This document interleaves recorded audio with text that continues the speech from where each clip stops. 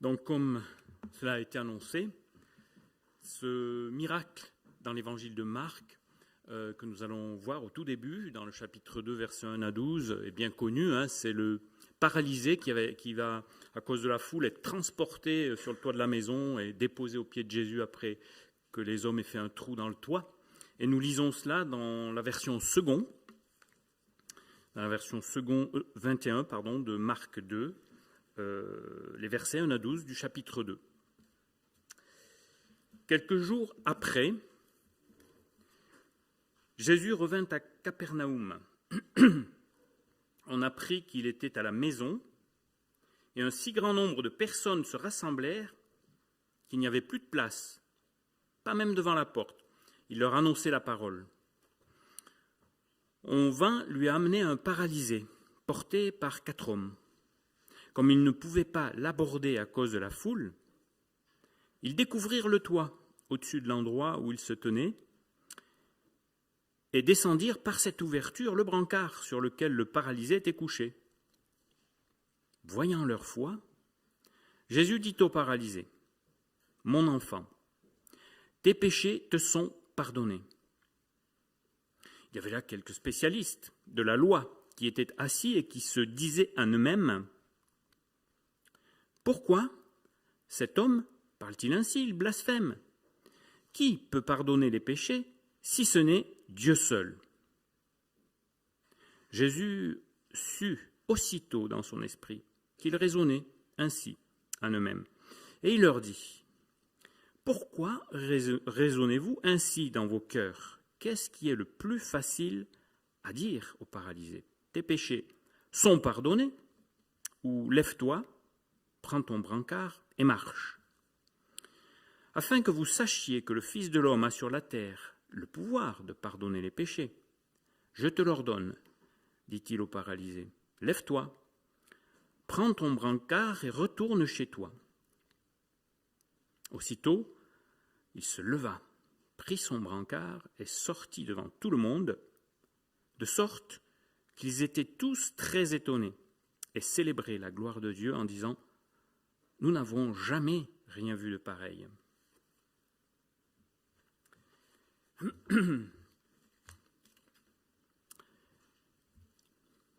Que dire de plus après ce récit? Est-ce qu'il a un côté vraiment sensationnel que l'on peut voir, visualiser, comme ceux qui l'ont vu? Nous n'avons jamais rien vu de pareil. Alors on verra probablement pas, ça je peux vous l'affirmer, peut-être je me trompe, de toute notre vie, un paralysé se relever de son fauteuil. J'espère que vous le verrez. Mais on ne le verra probablement pas. Mais on peut se glisser dans cette histoire avec ses moindres détails, peut-être pour que ce récit, que le Saint-Esprit nous parle à nous personnellement aujourd'hui, au travers de cette histoire, de ce récit. Alors, ce texte enchaîne dans l'ordre 3 thèmes. La foi, le pardon, la guérison. Posons-nous une première question. Quel est parmi ces 3 ingrédients, je les appelle comme cela, celui qui nous semble le plus utile, le plus important? La foi en Jésus, le pardon qu'il donne ou la guérison qu'il donne? Si on avait 3 tickets à tirer, on en choisit un. Lequel on prend? Réfléchissons. Qu'est-ce que j'estime le plus important parmi ces 3? Qu'est-ce qui est le plus important pour moi? Alors pour moi, le mot le plus important parmi ces 3, le plus important, c'est le pardon que Jésus donne. Et nous allons comprendre pourquoi. En effet, la question fondamentale n'est pas « ai-je la foi en Dieu ou pas ?» Est-ce que je crois en Dieu ou pas? Ce n'est pas la question fondamentale. Jacques, dans son épître au chapitre 2, dit à sa manière que ça ne sert pas à grand-chose finalement. Il dit « Tu crois qu'il y a un seul Dieu? Tu fais bien. » Il s'adresse à des chrétiens. Il rajoute « Les démons aussi le croient et ils tremblent. » La question primordiale est « Sommes-nous, suis-je pardonné, réconcilié avec Dieu, en paix avec lui ?» Alors je vous propose de commencer par ce point central, le plus important, qui est le pardon des péchés. Et le verset 5, qui est central dans ce texte, la première chose que Jésus dit au paralysé est complètement inattendue. « Mon enfant, tes péchés te sont pardonnés. » Lorsqu'un paralysé lui est présenté, là, devant lui, un paralysé qui ne peut pas bouger, Jésus intervient presque d'une manière paradoxale. On ne s'attend pas à ça. On s'attend à une guérison spectaculaire. Lève-toi et marche. Direct.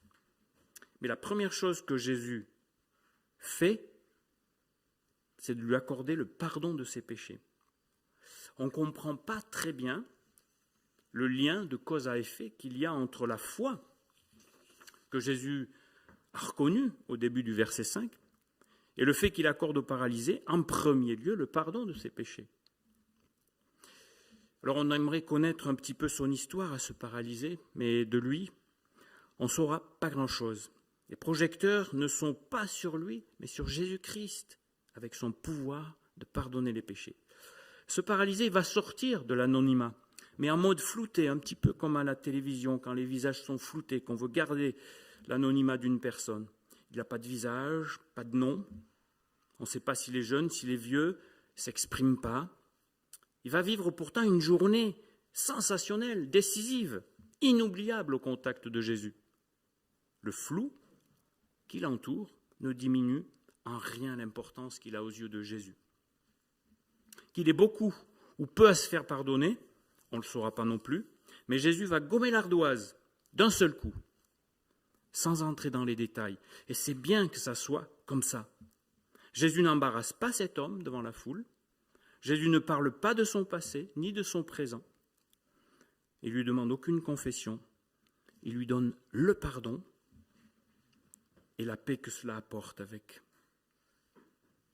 Et en donnant à ce paralysé le pardon de ses péchés, d'une manière audible, que toute la foule a entendu, Jésus-Christ va au-delà de la souffrance physique, psychique, du handicap. Il a vu le problème spirituel du paralysé, qui est finalement celui de tout homme, toute femme, problème qui est le nôtre, qui a été aussi le nôtre, qu'il est peut-être maintenant moins, si nous sommes à Jésus, ou qui est celui qui nous occupe ce matin. Comment puis-je être accepté de Dieu ? Le paralytique n'a rien exprimé, mais on peut supposer qu'il avait cette attente. Au fond de son cœur, au-delà de sa douleur psychologique, de sa paralysie, il avait une autre attente qui n'était pas exprimée devant l'auditoire, devant la foule, mais qui était exprimée à Dieu intérieurement. Alors je mets en pratique ce texte, je prends le risque de m'adresser à une personne, peut-être dans cette salle, qui s'est introduit furtivement, pas par le toit de l'église, mais discrètement dans l'église, ce matin, et qui s'est approché de Jésus pour être touché par lui, qui veut être touché par lui. Et Jésus connaît notre histoire, ton histoire. Il lit dans le secret de ton cœur ce matin. Au-delà de toutes les barrières, il connaît ta soif spirituelle, ton besoin de réconciliation avec lui. Et il te dit ce matin, tes péchés te sont pardonnés. Lui seul est autorisé pour donner cette parole, cette assurance. Nul besoin de dire les péchés devant quelqu'un, seul compte le pardon que Jésus donne. Tes péchés te sont pardonnés. Et quelle que soit l'idée que l'on se fasse du péché, que nous ressentions peu ou beaucoup de culpabilité, nous avons besoin d'entendre cette parole et de la recevoir. Tes péchés te sont pardonnés. Quoi ? Comment Jésus peut-il me pardonner ? Il n'est qu'un homme après tout. Jésus n'est-il qu'un homme ? Après cette parole donc de pardon, le texte se poursuit et introduit les fameux spécialistes de la loi. Versets 6 et suivants. Les détenteurs de la connaissance de la loi. Alors on va se glisser un petit peu, pas trop longtemps quand même, dans la peau de ces experts de la loi qui étaient présents. Et au verset 6, Jésus sait aussitôt dans son esprit qu'ils raisonnaient en eux-mêmes, avec des idées pas complètement justes. Jésus connaît ce matin ce qui est dans nos cœurs et nos têtes. Alors on va se poser encore une question. À votre avis, les experts de la loi ont-ils raison ou tort de penser ce qu'ils pensent? Après tout, ils sont pleins de bonne volonté et de la doctrine de l'Ancien Testament. On ne peut pas leur en vouloir. Ils ont raison sur un point. Ça, c'est clair. Le verset 7, qui peut pardonner les péchés si ce n'est Dieu seul? Donc une question-réponse. C'est vrai. Ils ont complètement raison. Seul Dieu peut pardonner les péchés. Mais ils se trompent sur la conclusion qu'ils tirent au sujet de Jésus. Pourquoi cet homme parle-t-il ainsi? Il blasphème. Et oui, pour eux, Jésus et Dieu, ça n'a rien à voir. Deux entités complètement séparées. Et comme Jésus sait si bien le faire, il va leur démontrer, par la méthode de la preuve visuelle, quelque chose de fondamental. Mais il va encore poser une question au verset 9. Qu'est-ce qui est le plus facile à dire au paralysé? Tes péchés sont pardonnés? Ou lève-toi, prends ton brancard et marche? À votre avis, quelle proposition est la plus facile à dire sur les deux? Alors, toujours pour ma part, le plus facile à dire, c'est tes péchés sont pardonnés. Tes péchés sont pardonnés. Pourquoi? Parce qu'on ne peut pas le prouver, que les péchés sont pardonnés simplement en le déclarant à quelqu'un. Donc c'est facile à dire. Mais ce n'est pas visible, ça ne se voit pas. C'est indémontrable. Par contre, guérir un paralysé, là, sur le champ, alors, ça peut être facile à dire, mais c'est bien plus difficile à faire. Et c'est ce que Jésus va faire. Jésus va utiliser cette action surnaturelle qui restitue la santé complète, cette preuve visuelle de la guérison qu'il annonce, pour que le pouvoir qu'il s'est donné de pardonner les péchés du paralysé soit indiscutable. Il associe les deux dans une belle démonstration. Verset 10, il dit « Afin que vous sachiez que le Fils de l'homme a sur la terre le pouvoir de pardonner les péchés, je te l'ordonne, dit-il au paralysé, lève-toi, prends ton brancard, retourne chez toi. Aussitôt il se leva, prit son brancard, sortit devant tout le monde. Le paralysé se lève, il retourne à une vie normale. La preuve est faite. La guérison en tant que telle, que Jésus vient d'opérer, ne prouve pas que Jésus soit Dieu. Elle ne prouve pas que Jésus est Dieu. Sinon, les disciples, qui eux aussi vont faire des guérisons, par la suite, seraient Dieu. Or, ils ne le sont pas. Par contre, la démonstration que Jésus établit est très simple et de logique. C'est ce raisonnement qui dit, par exemple, que tous les hommes sont mortels, Hérode est un homme, donc Hérode est mortel. Ou en mathématiques, A égale B, si A égale B, si B égale C, alors A égale C. Et là, comment ça marche? Dieu seul peut pardonner les péchés. C'est écrit, nous le croyons, c'est indiscutable, Dieu seul peut pardonner les péchés. Jésus prouve qu'il pardonne les péchés par cette guérison, donc Jésus est Dieu. Jésus n'affirme rien. Il amène l'auditeur et le spectateur à déduire qu'il est Dieu. Mais voilà, il peut y avoir ce blocage intérieur. Les experts de la loi, avec leurs idées, ça pourrait être ce même questionnement intérieur en nous. Qui peut me pardonner si ce n'est Dieu seul? Je ne vois pas trop ce que Jésus vient faire là. Le problème, c'est qu'un questionnement peut durer une vie et devenir un vrai blocage. Le problème spirituel, c'est de voir Jésus seulement comme un simple mortel et Dieu au ciel complètement indépendant de lui. Nous dissocions Jésus le Fils et Dieu le Père, ou nous l'avons fait avant que nous soyons croyants. Mais peut-être que nous dissocions, que certains dissocient Jésus et Dieu en deux personnes qui n'ont rien de commun. On ne voit pas le lien entre Dieu seul qui peut pardonner, qui aime les hommes, et cet homme Jésus qui va dire qu'il a le pouvoir de pardonner et qui le prouve. Et tant que Jésus ne reste qu'un homme, pour nous, on ne reçoit rien de lui, on ne peut rien recevoir. Ce n'est que lorsqu'on reconnaît, lorsqu'on est convaincu que Jésus lui-même est Dieu, que se produit la transformation, le miracle. Alors, on a vu ce qui est le plus important. Parmi les 3 ingrédients que j'ai cités, le pardon que Jésus a le pouvoir de donner car il est Dieu. La seconde question est, comment obtenir ce pardon ?